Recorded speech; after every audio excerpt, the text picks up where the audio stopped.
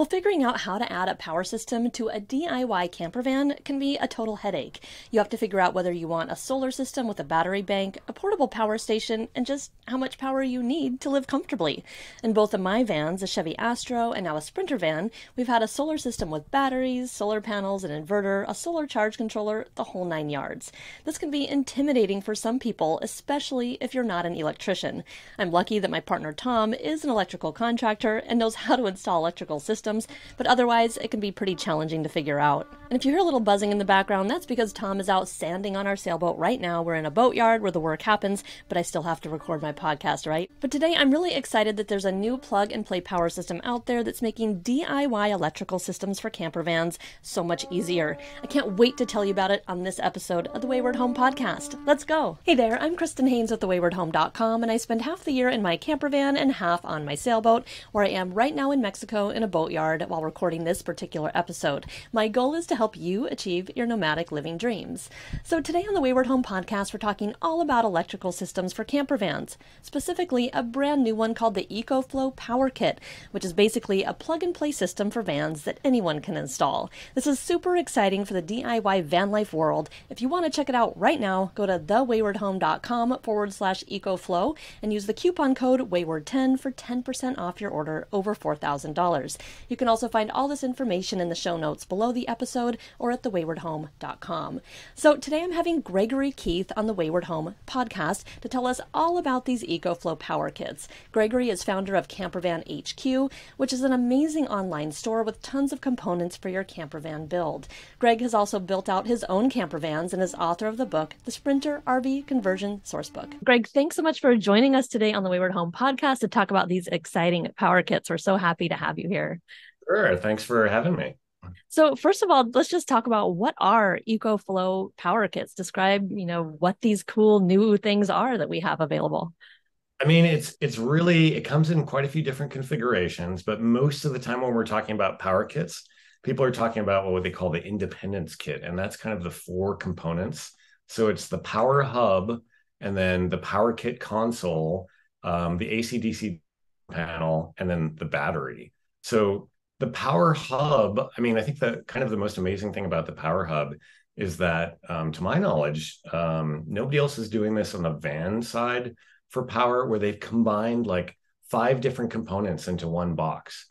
So you have a relatively small box that only weighs about 30 pounds and is what I think the rough dimensions are around 20 by 10 by 6 or something like that.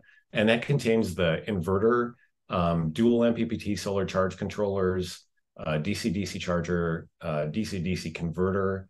And, it fits all of those components together into this one very compact box. It's a 48-volt system, and it's also plug and play. So that is another really revolutionary part of it, right? I have the greatest respect for companies like Victron Energy. So many of our upfitters and so many folks on the DIY side too are building out systems like that.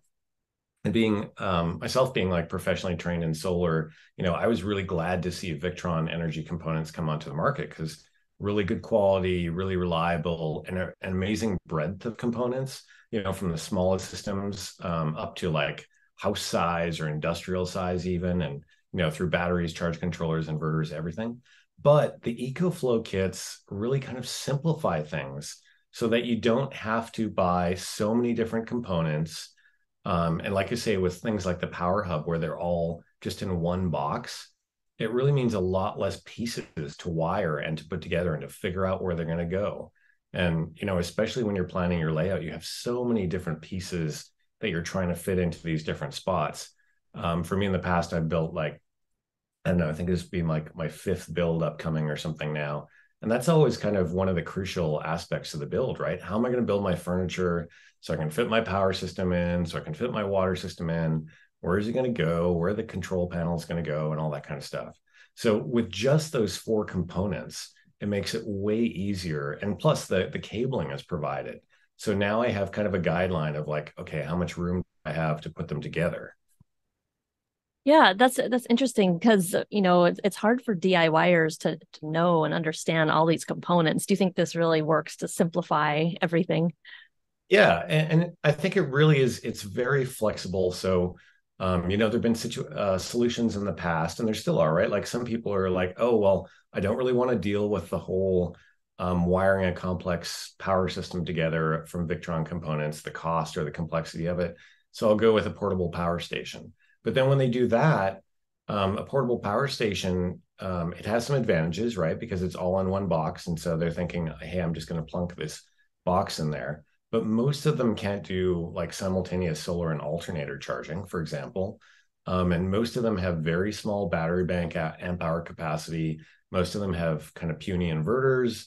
Most of them don't have great lithium chemistries if they're lithium, so that they're kind of like short-lived chemistries like NMC or lipo batteries or other things that really don't have a very long life, especially when they're used, pretty intensively in vans, right? Where you're like lots of full timers using their battery system every day, all day, and charging it right up and draining it right down. So power systems like that, a portable power system does have some drawbacks, and the power kits really don't have most of those drawbacks. Like it's a really powerful inverter. It's like a 3600 watt inverter with a 7200 watt surge capability. So really powerful inverter. The battery bank, you can have like 1 to 3 batteries, and most people are interested in the 5 kilowatt hour batteries. Again, it's like a 48 volt system. So that would be like 400 amp hours of 12 volt amp hour capacity for each one of those batteries. So pretty huge in just one battery. And then it's lithium iron phosphate batteries. So it's the best chemistries for the long life. And so it really has quite a few advantages over a portable power station, while it's still easy to put together because you don't have to worry about things like with Victron systems or with any sort of custom electrical system. In the past, people would come to me and because they'd read my Sprinter RV blog or they had seen the Campervan HQ store, and they were like, okay, I want to put this electrical system together, but I really don't know how much I need. Do I need like a 400 amp hour battery? And so we'd have to go through the whole rigmarole of tell me exactly what appliances you're using, tell me exactly what models you're using, how many hours a day are you going to be using it, and we'd have to add up all of the, we would usually do it in watts so that we could try and figure out, okay, this thing is drawing this many volts, it uses this many volts at this many amps. Let's figure out the watts. We'd come up with a total watt number, and then we'd calculate the overall amps and then work out the amp hours of battery capacity.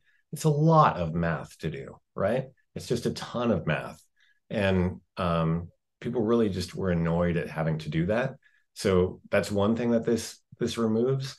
It also removes things like there's a lot of specialized tools you need for putting together an electrical system. So especially with a van electrical system where it's usually like a mix of AC and DC stuff, you need like large gauge cable tools. Like I've tried for years to kind of assemble like a special tool set that's just going to be like hydraulic crimpers for the building like 12 volt cables, and cutting 12 volt cables is not exactly an easy thing either because they're so thick. Finding the right wire to use, you can't just like use the wire that's at your Home Depot because that's AC wire and it's not like flexible DC stranded wire. The right connectors to use so that you get like quality stuff that's going to last a long time. So there's lots of complexity that this really takes out. And that I think is, a huge part of what's making it so attractive for builders and for DIYers. Right. Yeah. I was wondering if you've seen in the past, like a lot of DIYers making mistakes, because obviously a lot of them are not electricians and are not trained. Oh So yeah. do you see these like mistakes happening that could be dangerous? Yeah. I mean, so the typical thing that I've seen in the past, I mean, one is, people not really using the right components. So because a lot of DIYers are just not familiar enough, which is, like even residential electricians who've been in the business for 20 or 30 years, if they've just dealt with wiring houses, they're kind of at sea a lot of times when it comes to trying to wire a van system. And bring up at sea, like the best people are marine electricians, because marine electricians understand both AC and high voltage DC stuff. But yeah, lots of I go through, I'm looking at like Van Life Trader and Van Camper and all these kind of like, van for sale, campervan for sale websites. And so many times I see pictures of power systems from DIYers or even from some converters where they're using, for example, just like AC home panels that you would find that come from, Home Depot or Lowe's or something like that, because they don't really know about the right kind of distribution panels that they should be using. So they might not be fused properly. They don't really meet the right space requirements. Some of them are using the wrong kinds of wires. So they're using like non-metallic solid wire, whereas they should be using stranded wire. Things where it's not fused properly. So they don't have the right kinds of circuit breakers or the right kinds of fuses, which is super dangerous, right? Because the number 1 and 2 causes of death for RVers are like improperly vented propane appliances or fires, and fires and explosions. And so electrical fires is certainly a big thing. And then just poorly put together systems where, I've done this myself in the past because I just didn't have the experience and the tools to properly crimp cables. And things can, you can have a cable that you crimp a connector onto, and then you put heat shrink over top of it. And now you bolt that all up in your van. Well, your van's running down the road every day, and there's, all these shocks and vibrations. And we're so used to riding in a car that we don't think of it, right? But all these shocks and vibrations, every time you hit a bump, all those components in your electrical system are taking that shock. And so over time, those connectors on the ends of those cables, they're working loose. And so I've personally ruined thousands of dollars of lithium batteries by unfortunately having like loose connectors that worked loose from under heat shrink, and you couldn't even see it. So then the batteries weren't getting charged, and I was constantly wondering what's going on with my electrical system. Wow. And so that kind of stuff is just something, that again, the system kind of eliminates because the cables are made for you. And because the way that they're set up, they don't have those kinds of connectors on the ends. They've got these really solid connectors. So those are some of the common mistakes that I've seen, with both builders and DIYers. Yeah, that's pretty amazing that this has so many embedded components. And if someone was building out, their van, they would have to order a kit, right? So it comes with, as you were saying, several parts that people would have to, find space in their van to mount the parts. Or what does it look like, that build process? So you could do it a couple different ways. So those 5 kilowatt-hour batteries. So I was saying there's actually 2 sizes of batteries. It's either the 2 kilowatt-hour batteries or the 5 kilowatt-hour batteries. And most people seem to be interested in the 5 kilowatt-hour batteries. Those are the ones that are around 400 amp hours of 12-volt battery bank amp hour capacity. The 2 kilowatt-hour batteries are around 170 amp hours of capacity, and they're a fair bit smaller. But so some builders and some DIYers, if they want 1 or 2 of those batteries, they might even be putting them right behind the wheel wells, because lots of folks would be building like wheel well boxes in the past, right? And so the 2 kilowatt-hour batteries would fit into like a fairly narrow wheel well box. But the 5 kilowatt-hour batteries are fairly large. So unless you build the boxes fairly wide, specifically for that, they wouldn't necessarily fit kind of the standard, like I think it's about a foot deep that most people will build wheel well boxes, just thinking of like the Sprinter wheel well dimensions, where it's about 3 feet long and about 12 inches high and 12 inches wide. So 2 kilowatt-hour batteries in that format would fit there, but not the fives. So some people put the fives like right behind their wheel well, and then they would have the power hub, that box that I was mentioning that contains the inverter and all the power electronics, kind of in the middle, say mounted like right over the wheel well. And then the power kit console, which is like the display and controller, they might have that up front. And then they put the distribution panel probably kind of midway in between the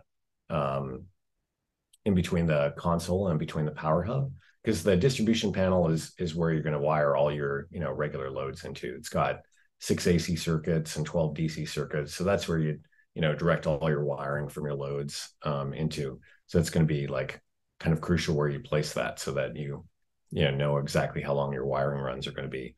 Or so lots of people will still build like sort of a conventional battery box. And in that case, you might just make it wide enough to fit the batteries into, whether they're going to be the 2 kilowatt-hour or the 5 kilowatt-hour size. And then maybe put your distribution panel right on the back of the box. and then the box could be big enough for one or two batteries, and then you could have the power hub right in the front of the box, and then have your power kit console, at eye level somewhere in the van. So it makes it pretty easy because there's only those four components. So it's not like, so many builds where you see builders, and especially say with a Victron system, which again, I'm not knocking because they're super, super good systems, but they're just complex. So, huge part of that kind of Tetris game with, builders or DIYers is they'll put all the components together on a board, and then they'll wire it all up, and then they'll have a faceplate that they add to the front of the board so that you can't, for safety and for aesthetics, so they can't really get at the connections. And you don't need to do any of that stuff with these systems. So it just makes it so much simpler. Yeah, that's amazing. And you were describing the 5 kilowatt battery is the same as 400 lithium amp hours, right? Right. What's the size comparison with if you had the 4 lithium batteries by themselves? Yeah, I mean that makes a huge difference because say if you're looking at I've used Battleborn batteries in my builds in the past, and I think lots of people still do. They're a really good battery.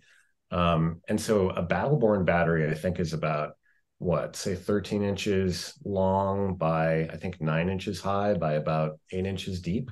And so if you have, a 400 amp hour bank, you'd want 4 of those. And then you're typically building a 12 volt system. So you have, now like 8 cables back and forth. And, even if you're just wiring them in parallel, that's a lot of cables that you have to make sure that they're, exactly the right length. And you've got to crimp the connectors onto the ends.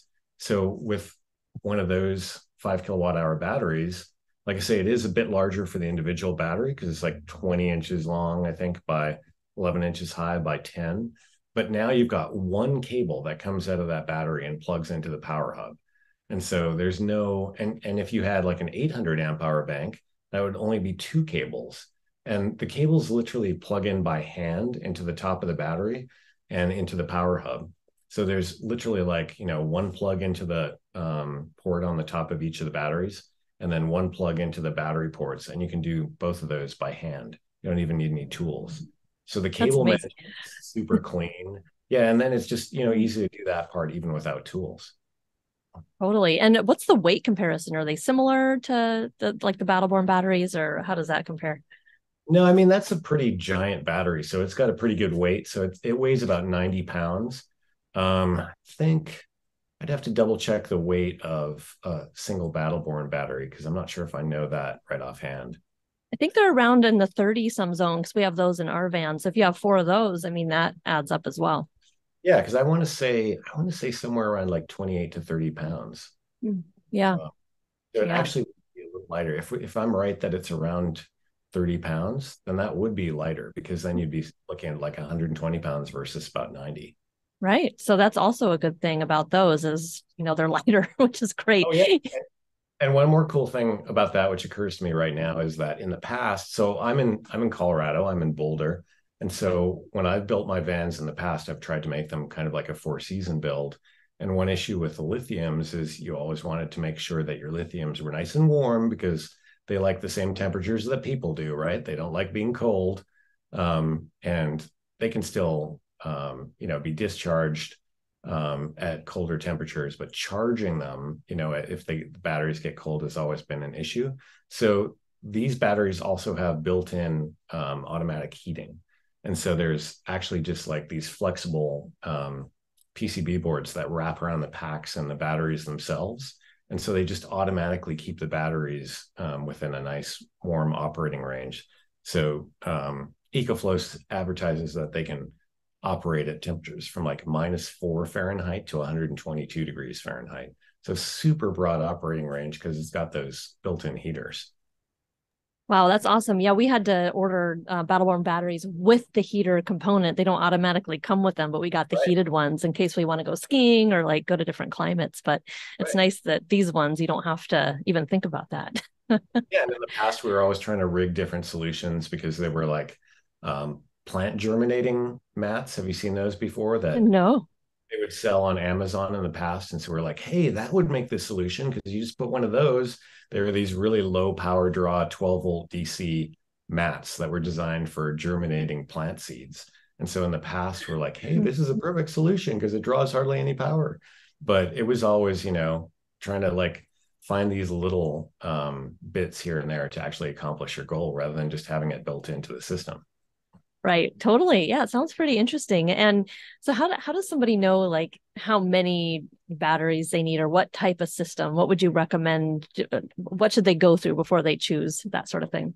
I mean, I think you still need to do some math, but it's just a lot less complicated math now because you don't have to do things like in the past, you would literally, with other systems, you typically have to calculate the length of each wiring run, the exact thickness of the wire that you're going to use, and then make sure that for each circuit, like what voltage drop is going to be, if it's going to be an important thing for whatever's on that circuit. So, you typically size for no less than 2 or 3% voltage drop. So you don't have to do any of those calculations really with an EcoFlow Power Kit. But what you should still do is try and have a rough idea of, okay, what appliances am I going to use? How much power do I need? So just to give you an example, my last van, I had a Sprinter 144. And in that one, that was my first van that actually had an air conditioner in. So we were going to do we had a Dometic RTX 2000 12-volt air conditioner that we knew we'd run at least some of the time.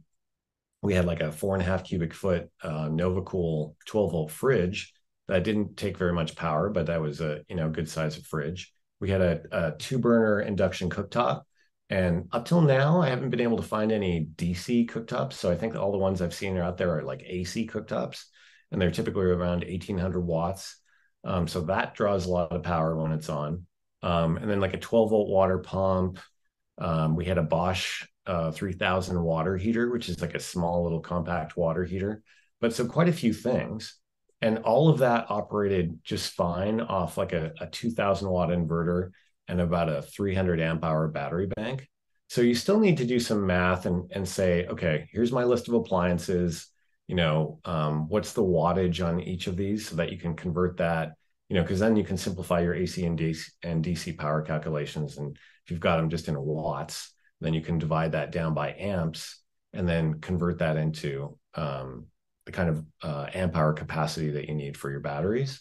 So it's still a little bit of math that you want to do to figure out kind of a rough idea of the amp hour capacity of the system.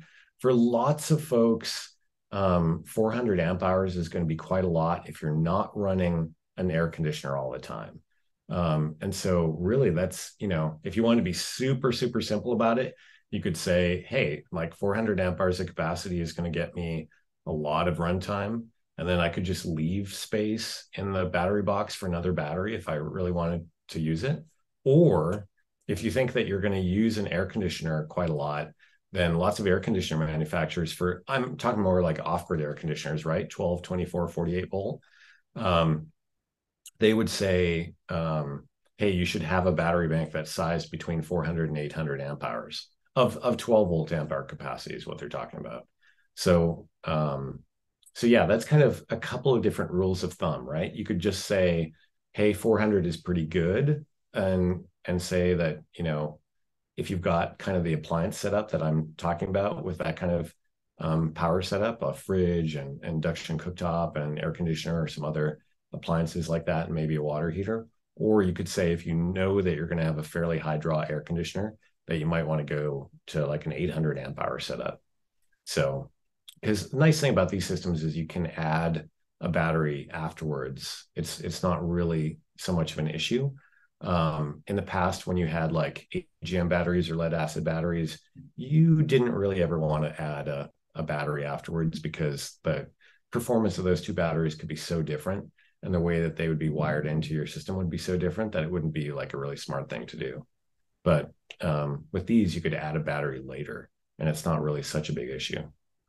Yeah, that's amazing. It does seem like the 400 amp hours would be enough for most people, and that's just one of those 5-kilowatt batteries. So that's pretty handy math. Yeah, Not too bad. a little bit simpler to figure out, and you could Yeah. get, it's like solar sizing too. You can get more complicated with it, or you can just be simple with it because, there's multiple ways to size solar, for example. But one way is to just say, okay, if I have like 400 amp hours of 12-volt battery bank have our capacity, then I should have around 400 watts of solar, or 300 amp hours, 300 watts of solar. So that's just like a super, rule of thumb, back of the envelope way to size solar, but it can work. And especially on a van, like you get a better idea of sort of your power needs as you go along and view how you actually use power from day to day versus like some of the time what your math might be. Yeah, very true. The real life experience definitely helps. Yeah, because I'm sure you've Yeah, seen that in your I travel. for yep, Like, for sure. oh, you Yep, plan you're going to be this, and then in reality, like you used some of that or used something else entirely. definitely. Yeah. So this comes in the 48 volt system, as you were saying. Why is that better than a 12 volt?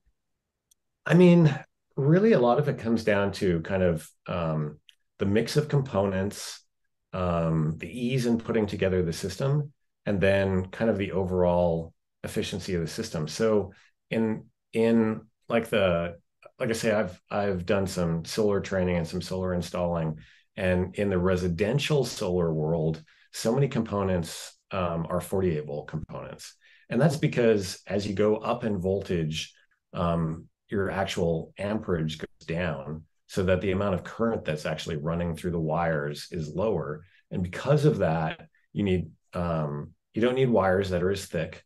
And so when you have these long runs in residential solar systems, you have these circuits, like say between the actual solar panels, the solar array, and then an inverter or the power post connector or something like that, especially if it's like a fixed rack of solar panels in a field and it's going back to the main house or to the main power box, that could be like hundreds of feet long.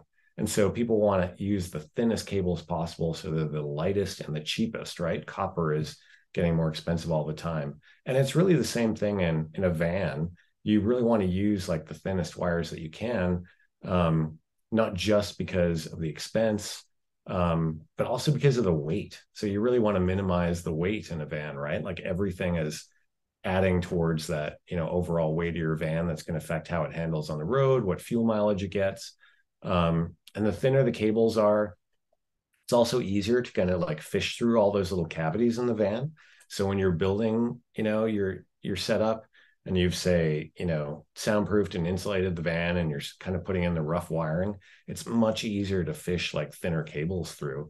So, so for a few of those reasons, 48 volt systems are better. It's been harder in the past to put together 48 volt systems, and it still is now because 12 volt components are so much more common that usually they're a lot cheaper and they're a lot easier to find. So if you're trying to put together a 48 volt system, like with Victron components, for example, it gets really expensive. And so, even though, like I say, in like the solar industry, that is the most common voltage for residential solar systems because it uses that much thinner wiring that's much more efficient and much more cost effective.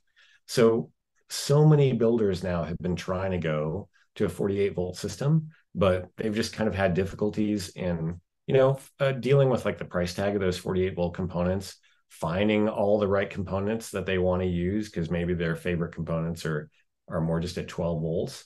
And then also because a lot of the components are at 12 volts, but you'd still have like your lighting is probably still at 12 volts, right? Most of your DC appliances are going to be at 12 volts. So they'll have to put in a DC to DC converter or like a buck boost converter or something like that to downsize the power, to down convert the power from 48 volts to 12 volts.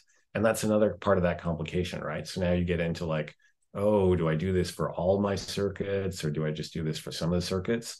So with the EcoFlow Power Kit, you've already got that ability built in. So you don't really need to manually do anything about that. You have your distribution panel, those 12 DC circuits. You basically kind of flip a switch on the console when you're setting it up or in the app and just choose whether you want those as 12 or 24 volts.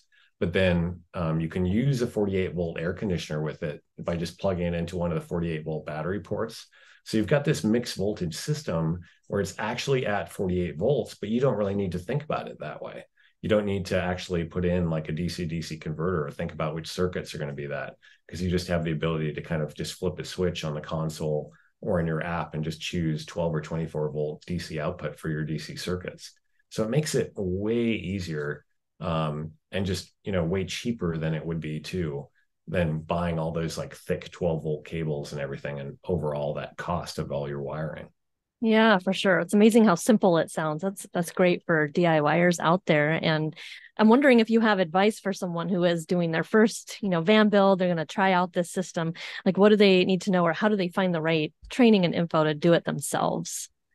So we have a fair bit of information on our Campervan HQ website, and there's also a couple of good resources. So they definitely, all those components come with their manuals, and then there is an EcoFlow Power Kits official Facebook group too, which is kind of useful for folks to look and see what kind of experience that people are having and what kind of issues other people are facing too. So that's a good place to come for things. But yeah, overall, that's something that we also want to set up an information resource on, because the manuals are pretty good so far, but there's also information on kind of commissioning the power kits. Okay, I've connected all my components. What do I do now? Or like you say, some of the sizing information too, and to just talk about that in a little more detail. And so I think we need to actually create a little bit more of that information right now. The EcoFlow Power Kits themselves are pretty new. They've only been out for, I think, almost exactly a year now. So it's a pretty new product. And so it doesn't have, if you're thinking of like Victron Energy, for example, there already are forums where people have been talking about that stuff for, 10 years, and even like the latest components, most of that's been talked about for a decade or more, but these are still pretty new systems. So a lot of things are still changing. I'd say it's a pretty established system in terms of how they've refined all the components, because they're not new to the game. EcoFlow actually came around in about 2016, 2017, and started off with portable power stations. And then they've really just expanded, into a huge product lineup since then. So it's definitely not like a brand new company, but they don't have that same history yet and the same kind of like body of users and forums and everything where you can find information as some more established companies do. Totally. And have you heard of people being able to take the van in to like a builder for them to do the electrical portion of it? Have you heard of anything like that? Yeah, so there's quite a few builders, and actually we should have a list of more of those builders soon.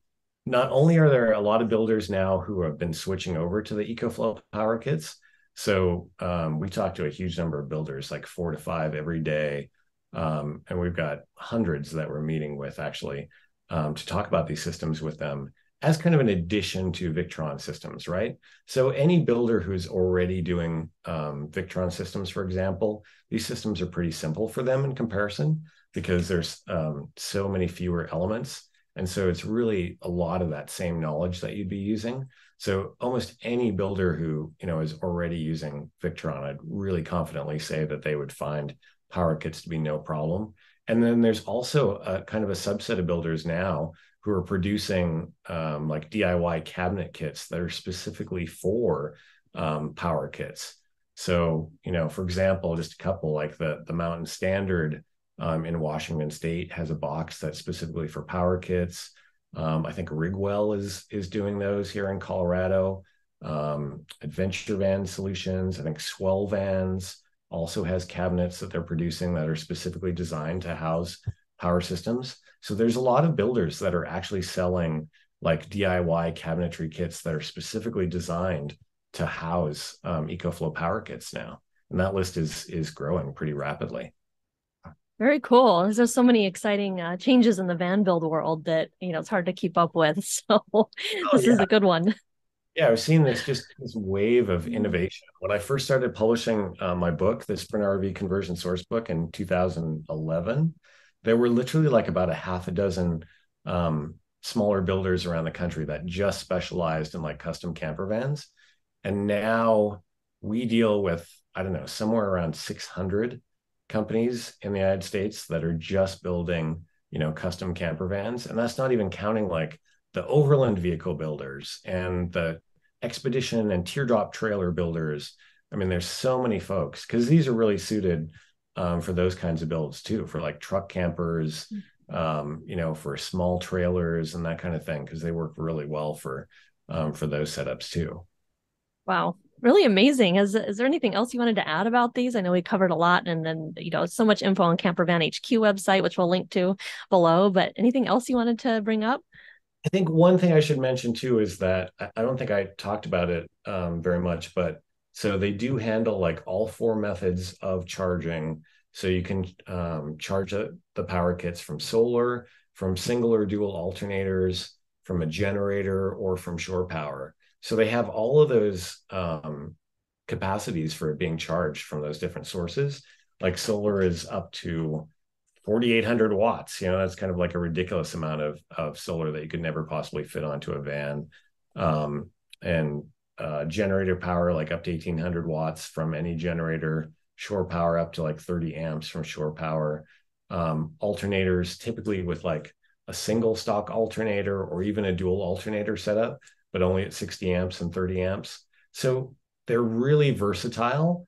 I would say that if you were doing like a single high output alternator, or if you were doing dual high output alternators, then the system will really not work for you, because then like a Victron system would be better, because Victron can really handle like all the amperage from a high output alternator, like a new generation of some of the Sprinter alternators and some of the Ford Transit alternators, maybe ProMaster too, are like 250 amp and 280 amp alternators. So if you wanted to get like 100 amps out of your alternator, you would really be better off going with a Victron system, because right now the power kits are a little limited on that side. And the one other thing is that they don't do well with like a 12 volt DC air conditioner. So they fit really well with a 24 volt DC air conditioner, a 48 volt DC air conditioner, or any 120 volt air conditioner, but not with a 12 volt, because they have a 12 volt DC output limit of about 1,000 watts. So it doesn't leave you very much room. Like if you're running like a RTX 2000, like I was mentioning, you'd only have a couple hundred watts left over for your other 12 volt circuits. So it's not a good fit for that. But for the vast majority of builds, especially for DIYers, I feel like these are great systems. But those are just a couple of limitations to keep in mind, that those are situations where a power kit really isn't appropriate right now. Those would be better setups for like something like Victron or something that can handle that. Very cool. I'm glad you brought up those points so people know what they're working with. So, Yeah, I yeah, wouldn't want to say they're super, super good systems, but they do have their drawbacks too. And so you want to be honest about what works and what doesn't. very true. Awesome. Well, thank you so much for coming on and sharing all these details. I'm excited about these kits and excited to share with the audience out there. So, yeah, thank Sure, I think you. they're pretty revolutionary developments. So I appreciate the opportunity to talk about them. Awesome. All right. Thank you. Thanks, Kristen. Well, thank you so much for listening to this episode of the Wayward Home Podcast, all about these new plug and play power kits that will make DIY electrical systems way easier. You can go to thewaywardhome.com/ecoflow to go check out these power kits. And don't forget to use the coupon code Wayward10 for 10% off your order over $4,000. Remember to subscribe to the Wayward Home Podcast wherever you get your podcasts, and don't miss an episode. See you next time.